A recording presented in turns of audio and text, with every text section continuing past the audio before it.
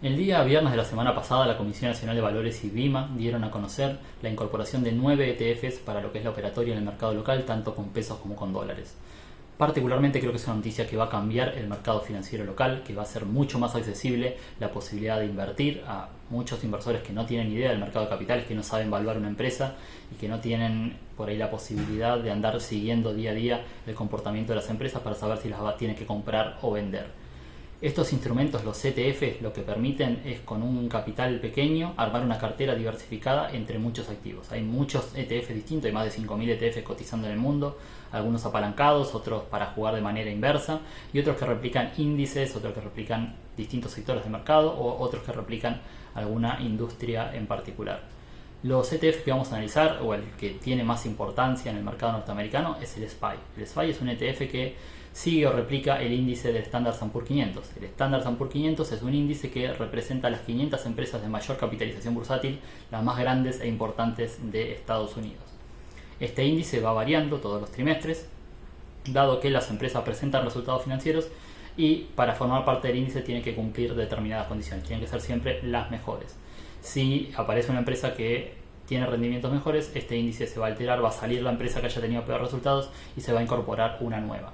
Y las empresas que ya forman parte del índice y son líderes también van a cambiar su ponderación según cómo les vaya en el mercado, cómo vaya subiendo y bajando este precio. ¿Qué significa todo esto? Que nosotros comprando un ETF siempre vamos a tener la exposición a las 500 empresas más grandes de Estados Unidos.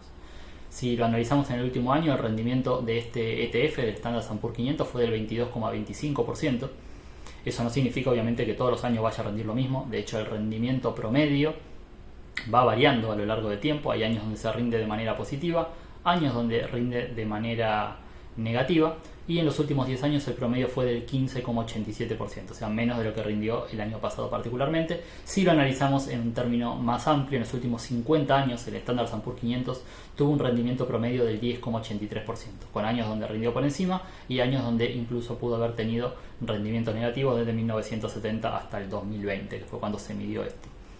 ¿Qué significa? ¿Qué ventaja tiene para el inversor que por ahí está pensando en un plan de retiro o en jubilarse o en armar un plan para no depender del sistema previsional argentino, que ya habrán visto como las últimas noticias es un desastre, está descapitalizado, cada vez hay más gente y menos aportantes, es un sistema que está fundido? No me parece nada malo que cada uno piense justamente en su propio plan de retiro.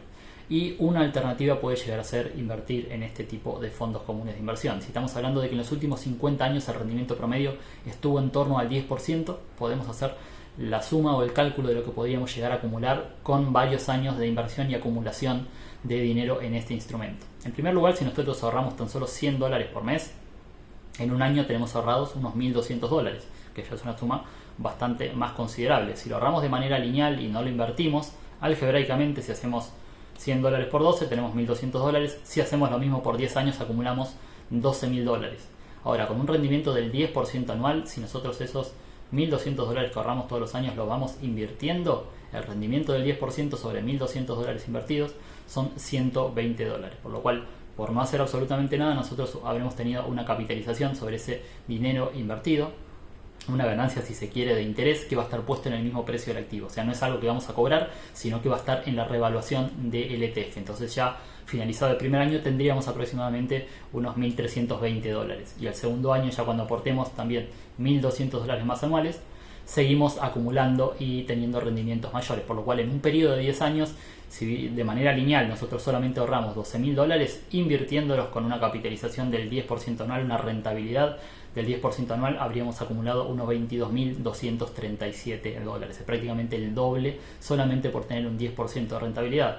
Lo mismo lo podemos extrapolar a colocar dinero por 20 años, por 30 años o por 40 años. 40 años parece una barbaridad, pero no es una locura. Si una persona empieza a invertir a los 20 años, ya durante 40 años aportando solamente $100 por mes, pudo llegar a acumular, en el caso de hacerlo nuevamente de manera lineal, unos $48.000. $1.200 por 40 años son $48.000 de manera lineal. Y bueno, acá nuevamente la maravilla del interés compuesto en periodos largos de tiempo. Estos $48.000, si se capitalizan en un ETF o un vehículo de inversión que permita ganancias positivas o la capitalización de ese dinero invertido, en el plazo de 40 años tendríamos $585.000 $585.422. Estos $585.422 son solamente invirtiendo $100 por mes durante los últimos 40 años. Eso fue lo que rindió el mercado en promedio y eso es lo que tendríamos hoy si hubiéramos empezado a invertir en aproximadamente 1780.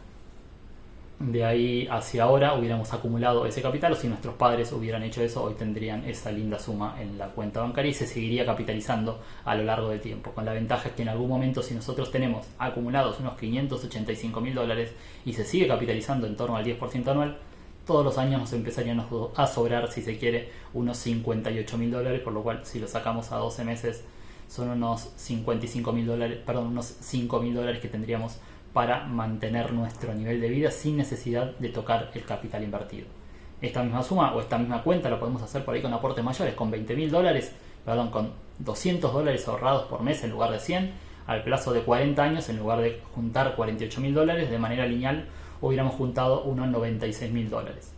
Estos $96.000 obviamente son sin invertir, si todos los meses ahorramos $200 y lo guardamos en la caja de zapatos.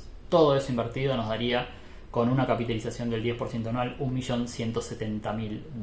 Y bueno, nuevamente tenemos una gran diferencia en los resultados que tenemos por invertir el dinero de manera lineal y por invertirlo, bueno, guardarlo de manera lineal y no invertirlo, y sí invertirlo en un instrumento de inversión. Así que el Standard & Poor's 500 me parece un instrumento bastante atractivo para que uno empiece a invertir, tan solo ahorrando $100 por mes, para armar una cartera pensando en el largo plazo y en un futuro retiro. Esto, bueno, igualmente cada uno tiene que evaluar su situación particular, porque no son instrumentos que todos los meses vayan a tener ese rendimiento en torno al 10%, sino que vamos a tener años nuevamente positivos, años negativos, significa que un año vamos a perder plata, pero a lo largo del tiempo, en términos históricos, está probado que siempre se termina ganando dinero y bueno, los resultados de los últimos 50 años son de referencia. Volviendo un poco al mundo de lo que se está incorporando, los ETFs, cómo se operan. Si bien tenemos estos resultados que, como les dije, no los paga como dividendos o no los paga como intereses, sí es capitalización que va ganando el precio del instrumento. Es decir, arrancamos con el ETF que hoy vale $23, el año que viene, si capitalizó un 10%, va a valer $2.30 más, va a estar a $25, y de esa manera se va a ir acumulando el valor del activo. Localmente estos instrumentos no corresponde que paguen impuesto a las ganancias, igual que los CDR, y en base a impuesto a bienes personales, si pasan el mínimo no imponible, que hoy creo que quedó en torno a los 6 millones de pesos, recién ahí empezarían a tributar, y también como instrumento local. Eso a veces está medio en debate entre los contadores, cada uno se puede asesorar igualmente por su cuenta. Esto hablando netamente del ETF del Standard & Poor's 500, que como les digo es el más conocido y el que más se utiliza o utilizan por ahí en Estados Unidos como vehículo de inversión para unas personas que se quieran retirar. De hecho, Warren Buffett, un inversor muy conocido por sus inversiones de valor, recomienda a cualquier inversor que quiera tomar una estrategia exclusivamente pasiva, sin hacer absolutamente nada, ir acumulando este activo a lo largo del tiempo. El 90% de sus ahorros ponerlo en este instrumento, y si les gusta invertir, por ahí el 10% manejarlo de manera activa, pero este 90% tenerlo de manera pasiva en este instrumento o en alguna cartera que uno vaya pensando bien a largo plazo. Otro de los ETF que incorporaron es el QQQ, que es similar al Standard & Poor's 500, pero sigue a las 100 empresas tecnológicas que cotizan en el mercado del Nasdaq. Este ETF tuvo un rendimiento del 19,07%, es mucho más joven, por lo cual no se puede analizar el comportamiento en los últimos 50 años, pero venía rindiendo por encima de lo que es Standard & Poor's. La recomendación general de ir por el SPY en lugar del QQQ es porque se tiene un poco más de historia. Para los inversores más nuevos que por ahí piensen más en el futuro, a mí me gusta más pensar en el sector tecnológico como el sector de más crecimiento hacia adelante que por ahí el SPY, que si bien tiene mucho del sector tecnológico, por ahí hay otras industrias otras empresas más industriales que componen este índice, y por ahí pueden llegar a retrasar un poco lo que es el crecimiento o la ganancia futura. Otro ETF que está incorporado es el EEM, es un ETF de MSCI que replica lo que son los mercados emergentes. Es decir, es un ETF que está diversificado entre todas las empresas que constituyen, todos los países, que constituyen los países denominados emergentes. Si uno quiere invertir en emergentes porque piensa que va a ser el siguiente boom o lo que le va a ir bien el año que viene, en lugar de hacer un stock picking, de buscar qué empresas elegir de cada país, simplemente puede comprar este ETF, también según el ratio que coticen, no lo tengo ahora anotado, pero está en la publicación, así que lo pueden ver. Este ETF sigue a los mercados emergentes. Luego seguimos con el XLF, es un ETF que sigue del Standard & Poor's 500 solamente las empresas dedicadas al sector financiero, por lo cual si uno quiere invertir en un sector particular, puede simplemente comprar este ETF y tiene exposición netamente al sector financiero. XLE es lo mismo que el XLF, pero al sector de energías. Justo puntualmente el año pasado le fue bien, en los últimos meses le fue bien y tuvo un rendimiento del 45%, medido siempre en dólares, todos los resultados que estoy nombrando, en el último año. ¿Por qué pudo haber crecido tanto? Puede ser porque estaba retrasado, no significa que vaya a crecer obviamente un 45% de acá en adelante, pero sí fue interesante para quien haya invertido hace un año atrás y se haya enfocado en este sector, los resultados que tuvo. Otro ETF es el DIA, es el Dow Jones Industrial Average, que es el Dow Jones es otro índice que replica a las empresas norteamericanas, que en su momento tenía las empresas más del sector industrial, hoy está cambiando bastante. No se recomienda tanto para invertir a largo plazo porque justamente esta ponderación que tienen sectores por ahí más viejos o más relegados hace que no tenga un gran rendimiento. Otro ETF es el EWZ. El EWZ, si no me equivoco, es el que sigue a lo que es el mercado de Brasil. Si uno quiere invertir en Brasil, no tiene que salir a buscar empresas, a comprar Bradesco, a comprar Itaú. Va directamente, compra el ETF, ya tiene una cartera diversificada entre distintas empresas relacionadas con Brasil. Otro ETF que se había incorporado era el ARK-K. Catherine Woods del 2020 había sido la estrella del mundo de los ETFs por haber tenido en su ETF un rendimiento en torno al 150% anual, lo cual es una barbaridad, obviamente muy difícil de mantener en el tiempo. Y este año ese mismo ETF viene teniendo una pérdida del 42% en dólares en los últimos 12 meses. Así que si bien el comportamiento pasado fue sublime, de acá en adelante, o lo que pasó después de eso, obviamente es completamente distinto. El último ETF es el IWM, que es el que sigue al Russell 2000, es otro índice. El Russell 2000 tiene por ahí empresas más pequeñas que las que forman el Standard & Poor's 500 y son 2000 empresas que forman parte de ese índice. Así que esos son los 9 ETF que se incorporaron acá en el mercado para poder operarse. Todavía no están disponibles, probablemente esta semana o la semana que viene aparezcan. Se van a poder comprar tanto en pesos como con dólares. Va seguramente a aparecer en el mismo menú de los CDR. Y cualquier persona que quiera armarse una cartera de inversión a largo plazo, lo primero que les recomiendo es ponerse en contacto con algún asesor financiero, o si ahora encuentran algún broker, es gratis, levanten el teléfono, llamen al sector de asesoramientos, lo va a atender un asesor idóneo, va a hablar con ustedes según sus objetivos, lo que se planteen hacia el futuro, y les va a dar una recomendación apta a lo que ustedes necesitan. No todos tienen que tener exposición a los ETFs, no todos son aptos para invertir en estos instrumentos, son instrumentos de inversión para un perfil agresivo porque adentro tienen acciones, son recomendados para horizontes realmente largos porque tienen mucha volatilidad. Mismo el ARK-K, que cayó un 45%, obviamente si hubiéramos sabido que iba a caer, todos lo hubiéramos vendido, y no tenemos la previsibilidad, por más que sea una cartera administrada, en el caso de Catherine Woods, que vaya a tener un comportamiento positivo hacia el futuro, que sí por ahí se puede ver en lo que es el SPY 500. ¿Por qué? El Standard & Poor's 500, al tener siempre las 500 empresas más grandes, uno no elige qué empresa va a tener, sino que siempre tiene la exposición a las 500 mejores.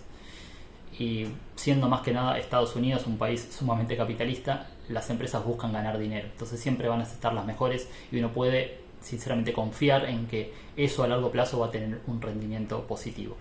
Hablando de 10, 20, 30 o 40 años. Esa sería por ahí mi recomendación de horizonte de inversión para ese tipo de activos. Si uno es un inversor agresivo, si uno tiene la posibilidad de dejar el capital inmovilizado todo ese tiempo, que no lo vaya a necesitar bajo ninguna circunstancia, obviamente si ocurre una eventualidad, una desgracia, ese capital se puede recuperar, vender la posición y en 48 horas hábiles tener todo el dinero en la cuenta, pero no es la idea justamente de quien invierte en estos instrumentos. Sí la es ir comprando de a poco participación, ir acumulando por periodos largos de tiempo este capital y finalmente cuando uno lo vaya a necesitar tenga un capital acumulado que haya crecido a lo largo del tiempo y uno no haya tenido que estar todos los días siguiendo. Uno netamente se tiene que ocupar de trabajar y de hacer lo que le gusta, asumiendo que obviamente cada uno está trabajando de lo que le gusta. Uno va a disfrutar más la vida de esa manera, va a seguir realizando las actividades que le gustan, pasar tiempo con la familia, tener un trabajo, hacer crecer una empresa y simplemente el dinero que uno ahorra lo destina a comprar este ETF y no tiene que hacer absolutamente nada más a lo largo del tiempo. Puede entrar todas las veces que quiera a mirar la cotización, pero la idea es que esto se maneje solo. Por eso de ahí lo novedoso, que acá en el mercado local no teníamos nada de esa índole, teníamos fondos comunes de inversión, pero siempre hay una persona que lo está manejando y no había un índice que replique determinados activos. De hecho, los índices que por ahí replicaban las empresas argentinas estaban en pesos, replicaban activos que estaban valuados en pesos. Y la verdad que nadie quiere estar parado en pesos de acá a 40 años. Acá tenemos la posibilidad de estar invirtiendo en un activo que está dolarizado. Si nuestra moneda se devalúa, automáticamente el precio de los ETFs van a subir de valor porque siguen replicando un índice o una empresa que está en el exterior cotizando en dólares. Entonces tenemos, por un lado, cobertura cambiaria, Por otro lado, liquidez, porque podemos liquidar el 100% de la cartera en 48 horas hábiles. Por otro lado, diversificación, porque con un ETF que vale $23 tenemos exposición a 500 empresas distintas de distintos sectores y sabiendo que son las mejores y las de mayor capitalización bursátil y que buscan constantemente ganar más plata. Y bueno, eso me parece que es insuperable por cualquier otro instrumento que teníamos previamente y creo que de ahí viene el game changer que han nombrado algunos asesores de cómo va a cambiar el mercado financiero acá argentino por esta posibilidad de invertir sin... Incluso si se quiere asesoramiento, obviamente siempre lo recomendable es que se asesore con alguien, cualquier inversor, porque muchas veces hay cosas que se escapan a esta publicación o a este video y uno lo debe consultar y estar bien asesorado antes de tomar cualquier decisión financiera. Cualquier consulta o duda que tengan, quedo a disposición. La publicación que hice la pueden verificar, pueden ver los precios más o menos que estimo que van a terminar saliendo cada uno de los ETFs. Se va a poder invertir a través de cualquier broker. Tengan en cuenta que yo soy asesor financiero en Balance Capital, en InView y en Banza. Si necesitan asesoramiento en algún otro broker, contacten a su asesor. Si ya tienen cuenta en este broker y tienen otro asesor asignado, contacten a esa persona, dado que por política no puedo tener contacto con clientes que no son míos. Bueno, disfruten el año que recién arranca y con esta noticia la verdad que no tenemos más que alegrías para compartir con la gente. Muchas gracias por haber visto el video.